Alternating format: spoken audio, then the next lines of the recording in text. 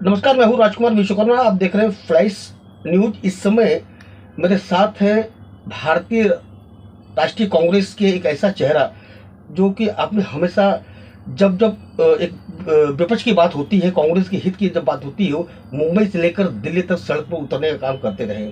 अभी हाल ही में कांग्रेस पार्टी के पूर्व अध्यक्ष राहुल गांधी जी को गुजरात की अदालत ने डिस्क्वालीफाई कर दिया। विपक्ष में पूरा हाहाकार मच गया, सारा विपक्ष एकजुट हो गया है। इसको ही लेकर पिछले दिनों दिल्ली में थे चंद्रेश दुबे जी। सबसे पहले आपका स्वागत। इतनी हाहाकार क्यों मची? इसके पहले भी तो इंदिरा जी भी डिस्क्वालीफाई हो चुकी थी, इसके बाद फिर वो संघर्ष करी, सड़क पर उतरी, फिर सत्ता में आई है। तो इस बार राहुल गांधी के साथ में अगर ऐसा हुआ है तो विपक्ष में इतनी हाहाकार क्यों मची हुई है? भैया, अगर डिस्क्वालिफिकेशन किसी ओरिजिनल या ज्वलंत मुद्दे पे अगर आप करें, सच वाले मुद्दे पे करें तो समझ में आता है भैया। किसी व्यक्ति विशेष के बारे में अगर उन्होंने टिप्पणी की हो और उस व्यक्ति विशेष ने कोर्ट में अर्जी लगाकर मानहानि का मुकदमा किया हो, ये भी बात समझ में आती है। आप देखिए उन्होंने अपने वक्तव्य में क्या कहा था कि नीरव मोदी, ललित मोदी इस देश का पैसा चुराकर भाग गए। ये सभी किस राज्य से हैं और इनका लगाव नरेंद्र मोदी जी से क्यों है, सभी का सरनेम मोदी क्यों है, यही तो इनका वक्तव्य था भैया। और ये बताने की कोशिश कर रहे थे राहुल जी कि इस देश से जितने भगोड़े भाग रहे हैं पैसा लेके, उनका कहीं ना कहीं रिश्ता नरेंद्र मोदी जी से। इस पे डिफॉर्मेशन का केस गुजरात से एक विधायक करते हैं और इतनी जल्दी उसका निर्णय आता है, ये देश के इतिहास में आपने पहली बार देखा होगा। जी जी। तो लेकिन मैं क्या बोलता हूँ, जैसे कोर्ट ने जब राहुल गांधी जी को मतलब 1 महीने का समय दिया है कि आप इस फैसले के खिलाफ ऊपरी अदालत में जा सकते हैं, लेकिन राहुल गांधी और कांग्रेस पार्टी अभी तक इस पर रुख तय नहीं कर पा रही, क्या कारण है? नहीं भैया, सड़क है ना। आप लोकतंत्र में देखिए, संविधान और लोकतंत्र की हत्या तो 2014 से लगातार होती जा रही है। डीमोनेटाइजेशन, नोटबंदी इस देश का सबसे बड़ा घोटाला है। ये किसने कहा था? राहुल गांधी ने कहा था। आपके जेब का पैसा, आपके घरों का पैसा निकाल के बैंकों में जमा कर दिया गया। वो बैंकों से पैसा लेकर कौन भागा? मेहुल चौकसी भागे, नीरव मोदी भागे, ललित मोदी लेके भागे।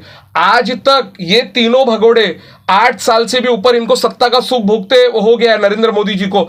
आज तक ये भगोड़े इस देश में आए क्या? इन्होंने जो पैसा लेकर भागा वो पैसा पूरा का पूरा रिकवर हुआ क्या? कितनी बैंक डुबाएंगे? LIC को किसने डुबाया? SBI को किसने डुबाया? जो कर्मचारी इस देश के, जिनका PF के रूप में पैसा जमा होता है, वो पैसा तक आज किसके पास जा रहा है? वो पैसा अडानी के पास। गौतम अडानी LIC को लूटने का काम किए, SBI को लूटने का काम किए। यही तो मांग किया राहुल गांधी ने पार्लियामेंट में कि आपने नोटबंदी पे JPC नहीं बनाई, आपने राफेल वाले मुद्दे में JPC नहीं बनाई, आपने ये वाले मुद्दे पे भी JPC की मांग नहीं स्वीकार कर रहे हैं। और इस देश में लोकतंत्र की खूबसूरती रही है विपक्ष को सुनना, विपक्ष की आवाज को हमेशा जीवित रखना। इस देश के लोकतंत्र की खूबसूरती रही है।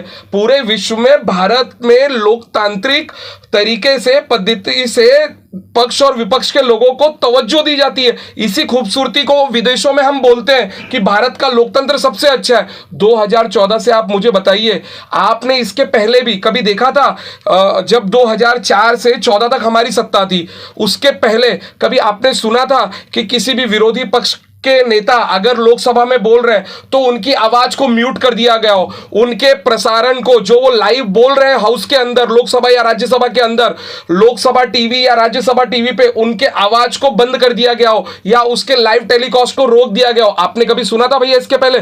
2004 से पहले स्वर्गीय अटल बिहारी वाजपेयी जी भी थे। ऐसा किसी सांसद के साथ हुआ था क्या? 2014 के बाद से, जब से ये सत्ता में आए, इन्होंने सिर्फ और सिर्फ कुछ पूंजीपतियों का जो उनके ऊपर भरोसा उसके पहले से था, उनको आर्थिक फायदा पहुंचाने का काम लगातार चालू है। आप मुझे बताइए, डिमोनेटाइजेशन में कितने लोगों ने अपनी जान गंवाई? कितने लोगों ने अपनी जान गंवाई? इन्होंने जो भी योजनाएं लाई, कभी किसी को इन्होंने अपने भरोसे में रखा कि ये योजना, देखिए मन की बात करना बहुत आसान है, लोगों की, जनता की, आम जनता की बात सुनना, उनके बीच में जाके सुनना उतना ही सरल और सुगम होता है, जो राहुल गांधी जी कर रहे हैं। प्रियंका गांधी जी का जो वक्तव्य आपने सुना होगा, कायर, उन्होंने क्यों बोला?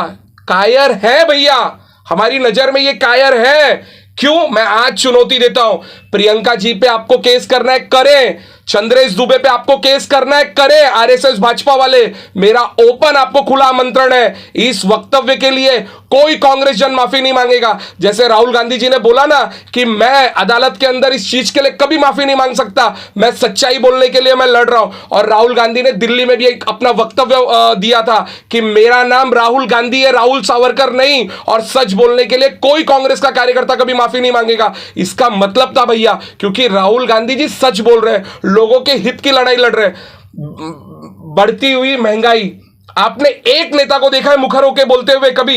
इतनी देश में महंगाई बढ़ रही है, भ्रष्टाचार बढ़ रहा है, बेरोजगारी बढ़ रही है। आप मुझे बताइए, एक गिरफ्तारी, एक ये जितने भी इनके पूरे ग्रुप के लोग थे नरेंद्र मोदी जी के, एक जन की गिरफ्तारी आपने सुनी?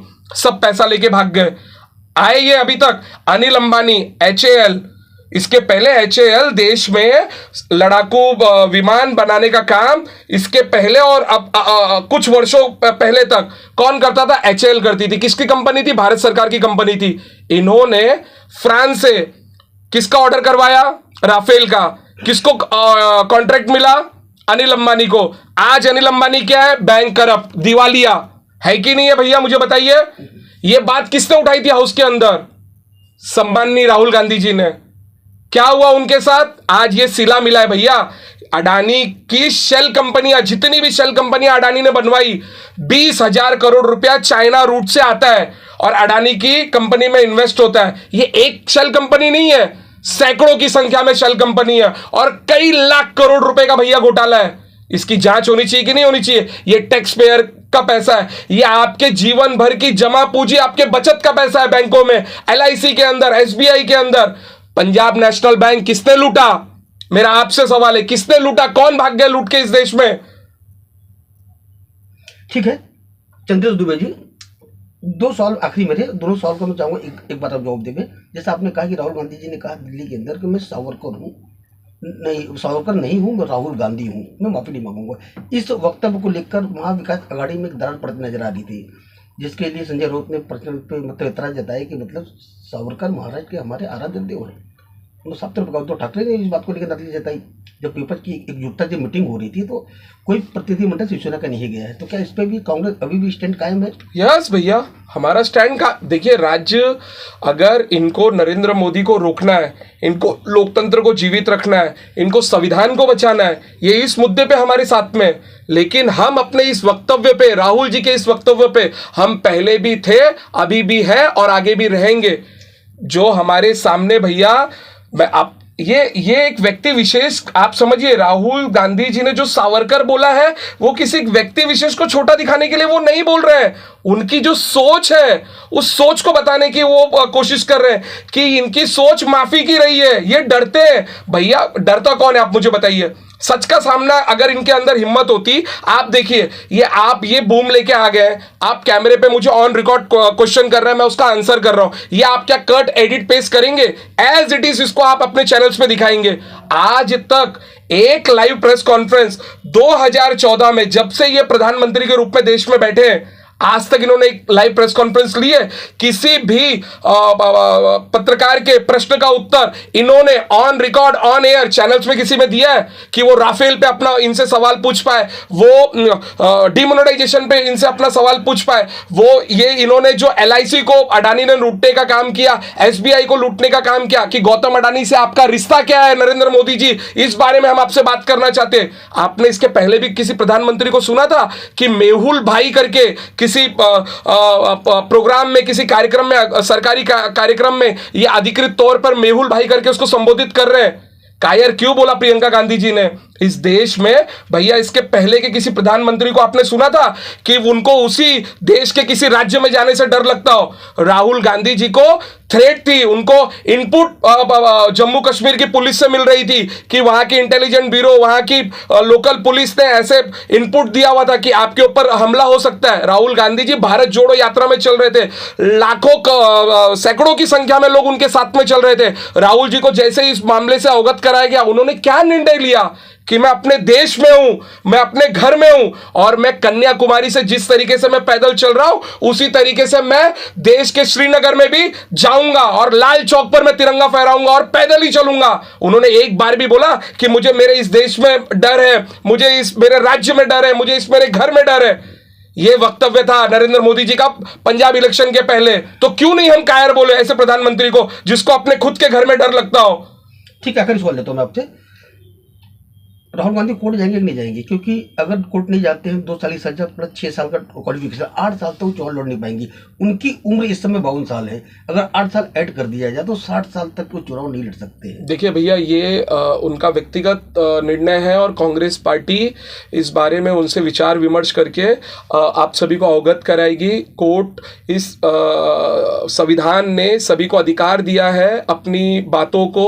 आप अगर निचली अदालत से किसी विषय में आप सजा आपको मिली है, आप उसकी appeal session court, high court, supreme court पे कर सकते हैं। भैया ये उनका व्यक्तिगत निर्णय है। वो जिस दिन इस निर्णय को लेंगे कांग्रेस पार्टी उसको अधिकृत रूप से आप सभी के सामने लाकर रख देगी।